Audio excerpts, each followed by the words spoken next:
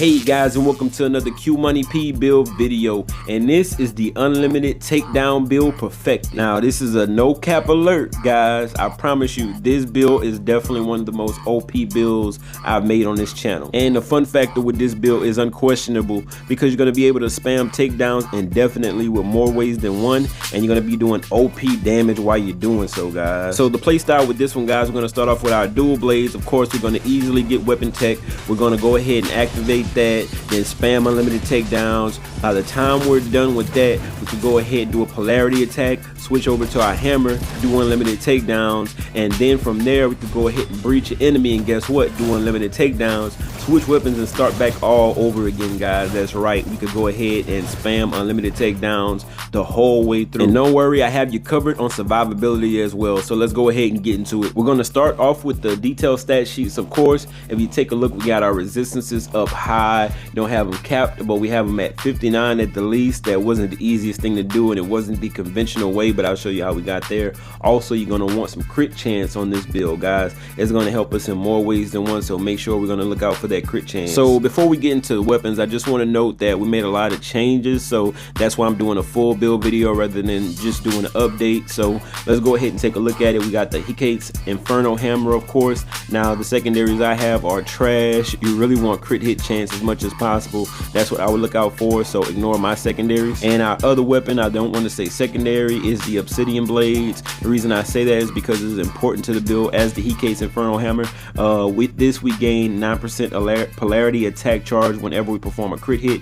Definitely want crit hit chance on that as well. Now I'm gonna go ahead and put up some footage of what you want to do with this. As I mentioned earlier, guys, the reason why this is important is going to be doing multiple things at once. So when we activate our northern tech, of course, after killing an enemy, we're going to be able to do spam takedowns on enemies, you know, like crazy basically. We're also going to be getting polarity attack charges, so when we're done with that, we'll go ahead and do a polarity attack and switch to our hammer, and before we even use the hammer, all the enemies around us will be vulnerable to takedown. And that's because we're going to be using the predestination augment, but we'll go ahead and get to that later. And make sure you get some crit chance on that, guys. It's very important. So next we're going to show our amulet. That's the Earthminder's Crest. So we're going to get 69% breach damage if you have more vitality than any other attribute. Now on my secondaries here, I loaded it up with resistances to all. You don't necessarily have to have it in this way, long as you put resistances to all on pretty much every vitality item you get. I definitely will recommend loading up on resistances to all, but you don't have to have it maxed out. But I went ahead and ran with it this way, guys. So I would say try to go ahead and get some resistance to some serious things like fire, air, things like that, or physical damage. Also add that resistance to all, at least at the bottom, or crit hit chance here, guys. You can also use something like the Pendant of the Four Winds. You definitely want the same type of secondaries there if you do choose to go this route. Also, if you do choose to play on multiplayer or whatnot, this one is going to be a hard one to use because you would have to land that first hit first. And for the charm, we're going to run with the Mithra Star, mainly for that Lion Talisman primary.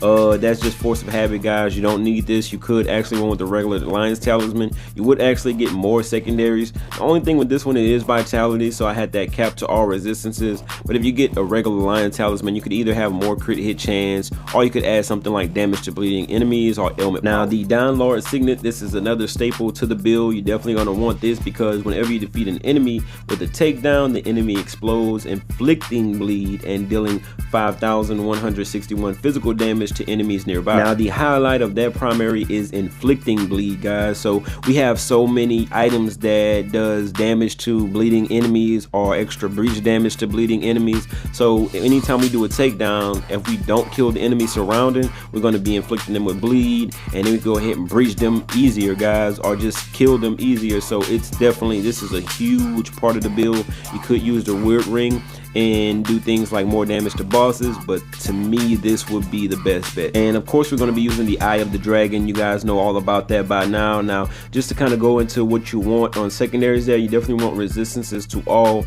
You could get damage to bleeding enemies or breach damage, things like that, but you definitely want to get over health gain right here if possible. You could get over health gain in your vitality augments as well, but I recommend getting over health gain in 3 places, guys.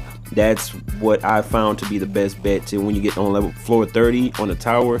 You definitely want to have overhealth gain within 3 different items. to make sure your survivability is up there. And we're going to be using the Spirit Pumice for our Lifestone to get breach damage. Also, we're going to be using the Plague Pendant to go ahead and increase our ailment power. Okay, let's go ahead and look at the augments. I'm going to try to speed it up, but I do have to explain every augment here, minus the Spirit one. That's the only one that's interchangeable, but the other ones are definitely important to the build. Okay, so Vitality augments first. We're going to be looking at the Iron Bond first. Of course, that's going to give us 109% breach damage to bleeding enemies. Also, you see those secondaries there. We got overhealth gain, guys. So on this one is the easier one to get overhealth gain because you have more secondaries than the others. But also make sure you put that resistance to all. You could either put ailment power or damage to bleeding enemies here. Okay, next one up is Rubicon. So this is going to give us 67% breach damage if you have 3,000 or more vitality, guys. So of course, this is going to help us breach enemies in one hit for our hammer. Secondaries you want there. We have overhealth retention that could be substituted, but it does help. Also, we have damage to bleeding enemies. Could use ailment power, but damage to bleeding enemies, we want that more than ailment power, so keep that in mind. And our last one we have there is resistance to all. And the last vitality is an oldie but a goodie. We use this in a lot of builds, guys. It's Fortitude. If you notice, I have that secondary is overhealth gain, so pretty much whatever build I put it on is going to be useful with that overhealth gain. But the primary there, we're going to get 108% overhealth retention. All right, we're using Hypnotize for our one and only Spirit. Again, that could be changed out, but the secondaries you want are damage to bleeding enemies or ailment power. I had in Vitality just to make sure we hit that over 3,000 mark. And our first might augment is going to be Predestination, guys. So this is definitely important to the synergy of the build. As I mentioned earlier, we'll do a polarity attack. All the enemies surrounding us are going to be vulnerable to takedown, and it goes on and on and on from there. Next might is Eventide. Of course, when we do polarity attacks, it's going to also inflict them with ailments, so this is important.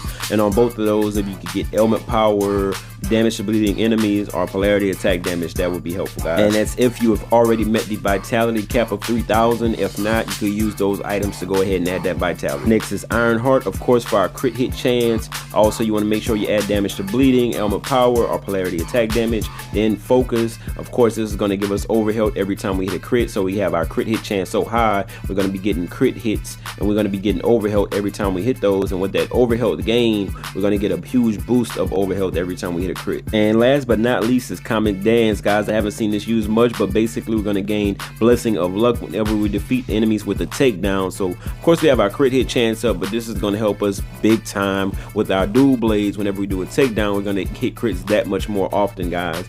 Again, secondaries there, we want ailment power, polarity attack damage, because switch one of those out for bleeding enemies. And for our skill tree, you're going to want breach full, you're going to want takedowns full, you're going to want weak points as high as level 3, because whenever you hit a weak point with the heavy attack, it's going to deal extra 50% breach damage. You want polarity attack up there. You don't have to max it out, but I recommend getting it at least up there, so we're going to be dealing with polarity attacks a lot, guys, so that would be helpful. And that was the unlimited takedown build perfected, guys. So this build was definitely able to go through Ascended Tower trials with no boons or anything like that, which I won't be able to do too often due to time, guys, but definitely wanted to go ahead and showcase that you can do this with this build fairly easily. This build, you know, you definitely can do Lightbringer or anything that comes your way. We're gonna have the resistances up, we're gonna be getting our overhealth back, and takedown, we can spam takedown, so even if an enemy isn't killed, we could keep spamming takedown until they're defeated, guys. So definitely hope you guys enjoyed the build. As always, if you saw anything you would like to change, if you had any questions about the build or anything like that at all, definitely go ahead and shoot a comment. I would love to engage with you in the comment section, guys. Hope you enjoyed the video, and if you did enjoy the video and haven't subscribed yet, go ahead and consider a subscription so you can see whenever new videos come out. You can see all the best builds or any new information with Godfall, and hit that bell so you don't miss out and be the first to know when it drops, guys. Thanks for watching, and I'll see you in the next video.